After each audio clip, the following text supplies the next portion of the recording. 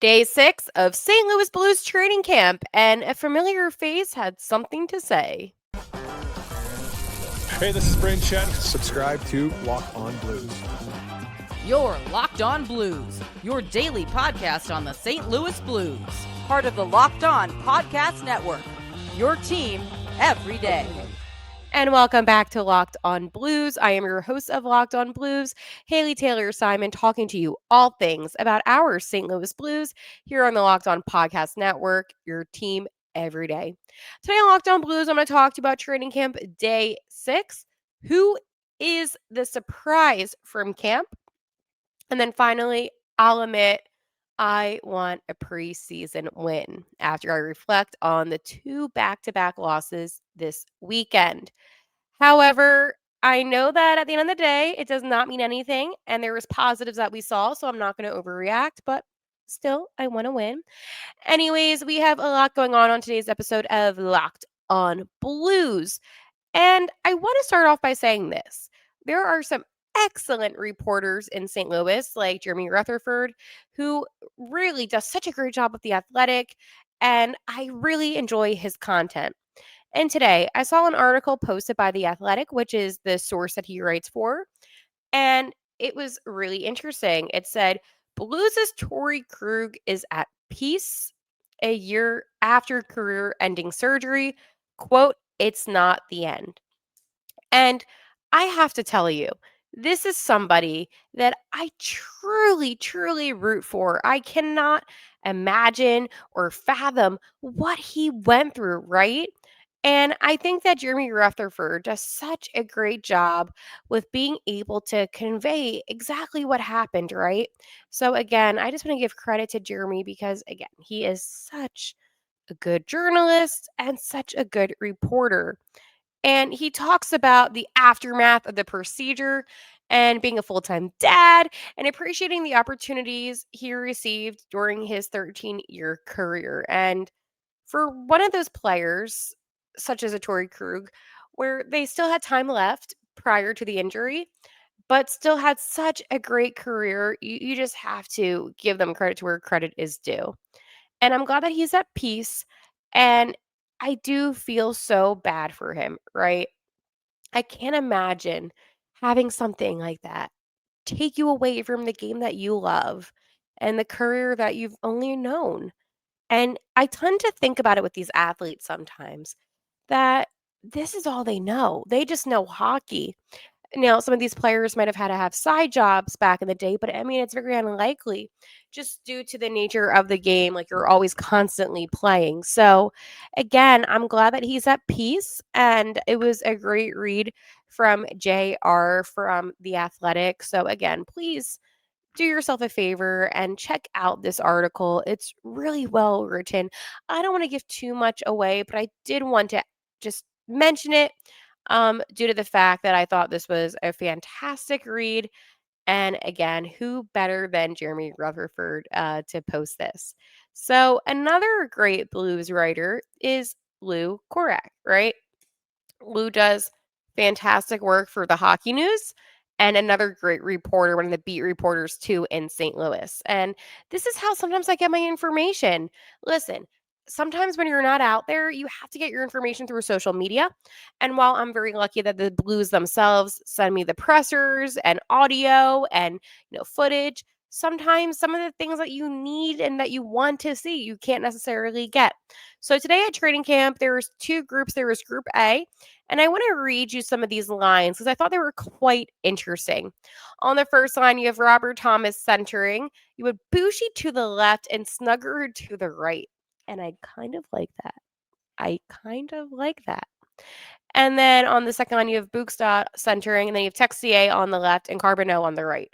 Now, I think that Carbonneau actually does make a really good case to make the team out of camp for a couple games, but it would be interesting to see who he's with. Finally, you have Sonny centering. You have Alexei Turchenko on the left and Nathan Walker on the right. No surprise with that one. I feel like we're so used to those guys specifically that to me, that doesn't surprise me by any means. Now, I want to talk about defense, right? And some of these other players, listen, they're not going to make the team. They're going to be in the AHL or go back to juniors. So I'm not going to even waste any of our time. But for D, it was interesting. Fowler, Parayko, Lindsay, and Kessel. Now, do I think Matthew Kessel's going to make the team? I don't think so. I don't. You have Loof. I like Loof. Juracek. And then you had Binner and Hofer in net. Now, that was Group A. This is Group B. And it's interesting. Some teams, they separate their groups by NHL versus AHL. But it seems like with the Blues, they really mix up both AHL and NHL type of players, which I found to be interesting. Certain teams do it a different way. A team that I cover actually does it that way, too, where they have the NHL players and then they have the AHL players. But I like that the Blues mix it up because, again, there's so much talent on this Blues team, too, that at the end of the day, you could always call up a guy from the T-Birds. Like, there's so much depth to this team to where it's really impossible to separate them, right? So on the first line, you have Pius Suter. I know, not Ryan Suter, Pius Suter centering, and then you have Dylan Holloway on the left and Jordan Kyrou on the right. I like that. Whenever I see Holloway and Kyrou on the same line, I get excited. Evidently, we saw the magic that they had together last season. Then on the second line, we have Captain Braden Shen centering with Jakey Neighbors on the left and Matthew Joseph on the right. Then I don't know why I yelled then. I'm still yelling. You have Dvorsky centering with Lucic on the left and then Stenberg on the right. I thought that was interesting. Oh, Sam Bidden. I forgot about. Okay, sorry. Look at me getting distracted. Um, that was interesting. I would have liked to see maybe Dvorsky have some more vet players. I know Lucic. I understand, but I'm just saying, like, it would have been nice to see how Dvorsky played with like a Holloway, right? Just for my own sanity, because again, he did struggle a little bit in the couple games that he did play. Then defensively, you have Broberg and Falk, Tucker and Mayu.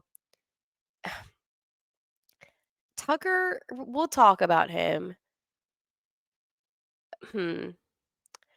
And another question that I have is honestly, is Pius Suter and Braden Shen battling for a 2C even?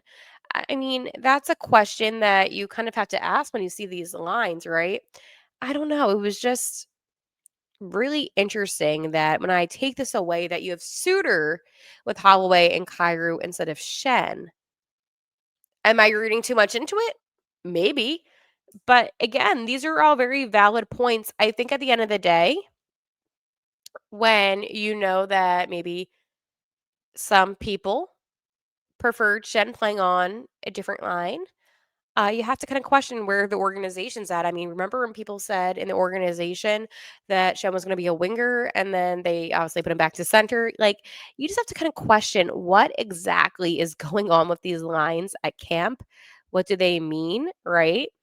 And the first line, I really could see going back to Group a Thomas, a Bushi, and a Snuggie. But is that putting too much on Snugger right away? I think he deserves it after what I saw in the playoffs, but that was only 7 games of playoff hockey, okay? I do have to say, though, that I think we have our fourth line settled with Sonny, Torchenko, and Walker. I think that our fourth line, we're good. I like that, and I don't think that we have any, necessarily question about it, right? I mean, Sonny kind of fits to where Foxa was in a sense, right? I know that obviously we don't have Foxa, but when you look at last season's team, you're kind of digesting, who can replace who. I think Oscar Sundqvist fits into that role quite well. And it just seems very natural. So then the question is, if you have your first line, if we're going off of that Thomas line, obviously Thomas will be the center, no matter who is besides him on the wing. You kind of have an idea for your fourth line. Then the question is, who is your second and third line? And I know that that was one thing that Doug Armstrong and Coach Montgomery both expressed was the importance of finding their third line and that third line was going to be a battle. I'm sure when they went into this, they knew who would be on the fourth line, right? Doesn't take a rocket scientist to figure that one out. But overall, I want to ask you, do you feel confident that we have our first and fourth line figured out? Or do you think that maybe having Jimmy Snuggard on the first line might be just a little too much right away?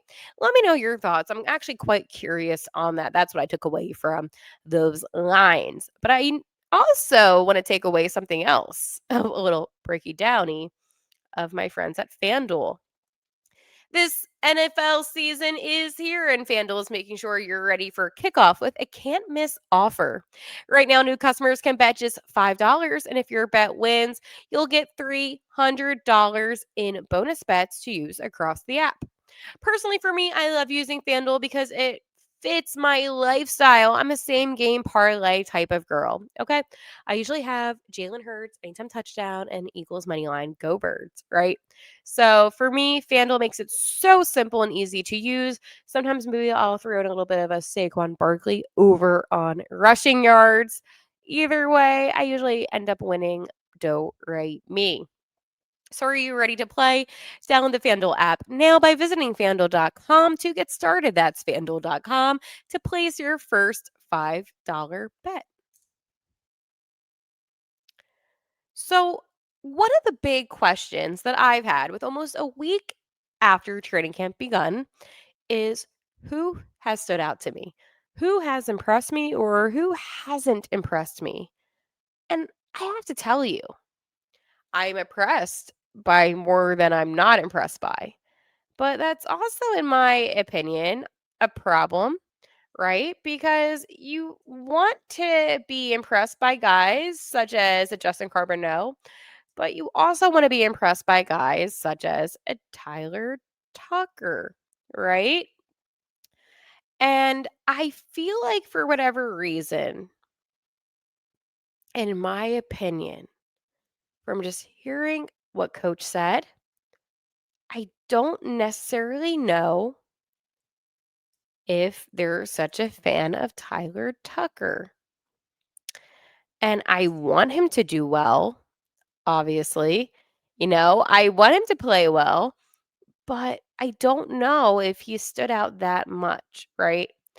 And I am concerned about that because I want him to get a roster spot. Now, in terms of players that have impressed me, Textier, impressed.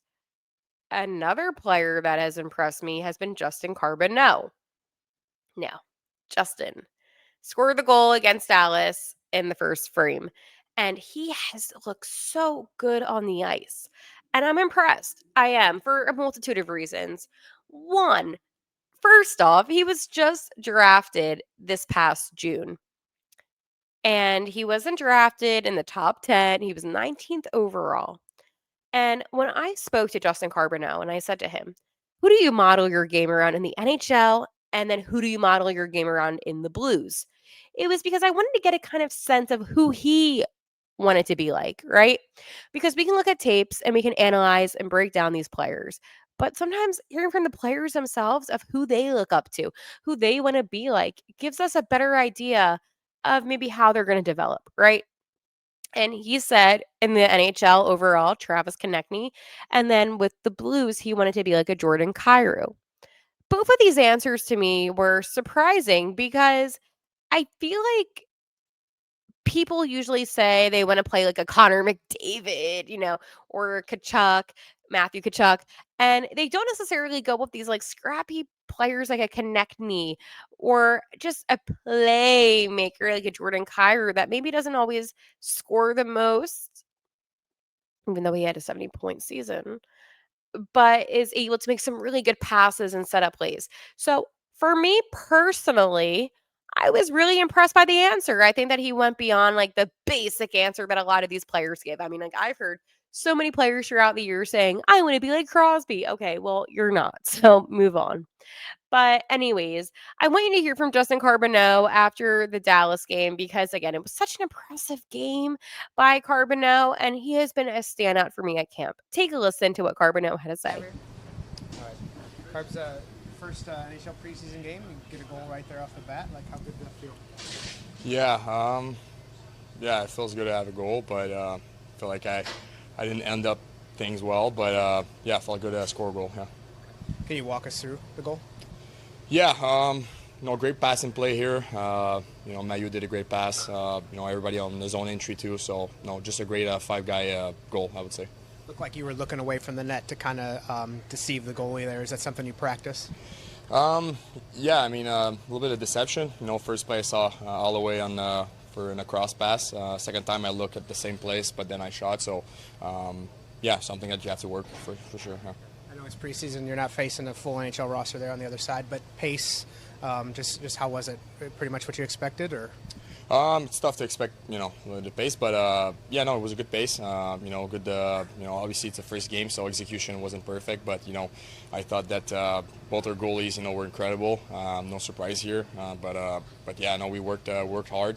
Same thing for the other side, so no, I think it was a good pace, but not perfect, but we'll keep building. And then including the game tonight, and then the first few days of training camp, what have you learned so far? Yeah, I've learned a lot from the pros. Being on the line with Shen and all the way, two of the best players. They both bring something different to the lineup. But from these guys, I've learned a lot in zone, defensive zone. All the little details they do that make them so good. It's just I'm just grateful to play with them. Yeah, he is making the team out of camp. Like, you cannot tell me otherwise. The way that he's played, the way that you really can't tell watching, especially that game, that it was his first NHL preseason game, right? You couldn't tell that he was just drafted, and that's a compliment. Now, I know the Blues have, things to work on, and I'm not going to deny that, but we saw a lot of great saves from Binnington that game. And I know what you're thinking, Haley, how can you say that Jordan Binnington's impressing you? Well, I'll tell you this. I personally am on the Jordan Binnington bandwagon of I think he is an elite goalie in the NHL, and I will stand by that. And I think after all the incredible saves that he had against Winnipeg in the playoffs, and the fact that, he helped Team Canada win the Four Nations, the fact that it looks like he's going to be the starting goalie for Canada in the Olympics, I think this might be one of Jordan Binnington's best seasons. And yes, I know I'm saying that after this guy won a Stanley Cup in his rookie season. It makes me feel more confident because something that a lot of teams in the NHL struggle with big time is actually the goalies. A lot of teams don't have really good goaltenders. And I find this really interesting because I feel like we actually have quite a bit in our system, but more specifically, we have Jordan Bennington and Joel Hofer. And Hofer didn't really play that well against Columbus. Like, I'm not going to deny that, right? Especially, I think that second save he could have made. But at the end of the day, you have a really good goalie tandem going on here with the Blues. And I think that stands out from a lot of teams in the NHL. I mean, this is a league where you really do need a multitude of goalies to be a good contending team. A lot of teams you don't see having just one guy. You need at least two really strong players in net. So for me to say that he was a standout, yeah, I know that might sound a little bit insane, but I wanted to give you my full observation. And I thought Texier looks good. And that's the thing. Sometimes we don't talk about the guys that kind of blend in a little bit, right? But you can tell when players have been working on skill set. And for me personally, I just wanted to give him a little bit of a shout out, some love, just because I actually thought he looked really good. And I am actually a fan of him, right? So, anywho, I just want to say this too, the PK. Now, this is Matthew DeFranks, who posted this one. Again, so many great reporters who I've had the pleasure of meeting when I've been able to come out and cover the Blues. But anyways, he said they worked on the penalty kill today, and the PK for duos go as such: Thomas and Bushi, Suits and Holloway, not our usual suitor. Walker, Bukstad, Sundquist Urchenko, Shen Neighbors, Joseph Stenberg. And I think too, right? You do need to work on special teams. That is something that obviously is important. But I see Robert Thomas being in an elevated role. And it just makes me question if anything happens and Braden Shen hangs up the skates and retires, will he wear the C? But I guess that's a question for another day. But it does make me think like they're really putting him in these leadership roles. All right. Anyways, I want to talk about how I think the Blues could benefit big time from a preseason win. But first, I want to talk to you about my friends over at Monarch Money. Most people can't name all their financial accounts or even what they're worth, whether it's 401ks, properties, or investments. And when you don't have the full picture, you can end up leaving money on the table. That's where Monarch Money comes in. It's an all in one personal finance tool that brings your entire financial life together in one clean, easy to use interface on your laptop or your phone.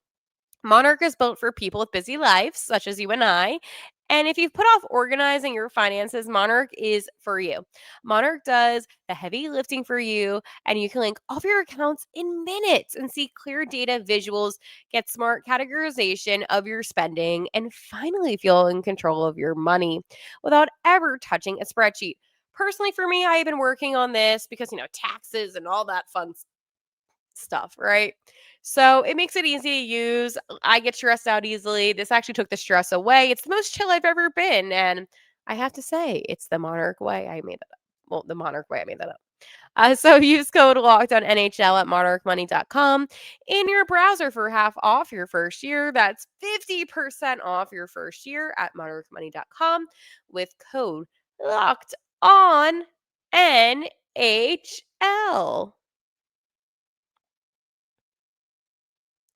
When it comes to the St. Louis Blues, you had a 2-1 shootout loss against the Stars. You had a 4-1 loss against the Blue Jackets. And now this Saturday, you are ready to be at home, finally, and host the Chicago Blackhawks in a preseason game. And then on Tuesday the 30th, you host the Stars in a preseason game. On Thursday, October 2nd, you host the Sens in the third at home preseason game, like third home preseason game. And then you go on the road to Chicago on October 4th for the final preseason game. And then, my friends, it is time for the season to begin as we host the Minnesota Wild on October 9th. I am so scared. Oh boy. Yeah. But no, I am really excited though for hockey season to begin. October 9th, 8 p.m. Big day in the Lou. But I think that these preseason games are for one, the players to loosen up again and obviously, get their reps and practice, all that.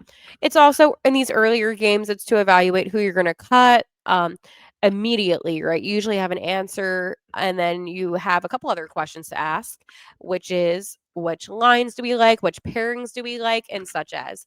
But for me personally, I have to say, I would like a preseason win or two. Now, I'm not so much about the score, right? I don't care. It doesn't matter in the standings. None of that matters. But I think for the players is mentality. And that's where I'm looking at this. I think that they would feel so much more confident heading in to the regular season with at least a couple preseason wins, get them feeling good. I mean, you don't want to be on a losing streak in the preseason. I mean, yeah, it doesn't matter, but you just don't want to take any chances where you have these guys question their abilities. These are all really good hockey players, and you need to have a really short memory with these type of games because they don't matter in theory. But you want to start off the season on a good note, a strong note, which is why this game Saturday with Chicago does matter in a sense, right? You want to get in the win column and you want to be in front of your home crowd here at Enterprise and have them feeling confident about the season ahead. Let me know if you agree with that statement or if you're like, Haley, it really does not matter. I just think it's an interesting thing to bring up. All right, I will talk to you tomorrow. And like always, let's go Blues.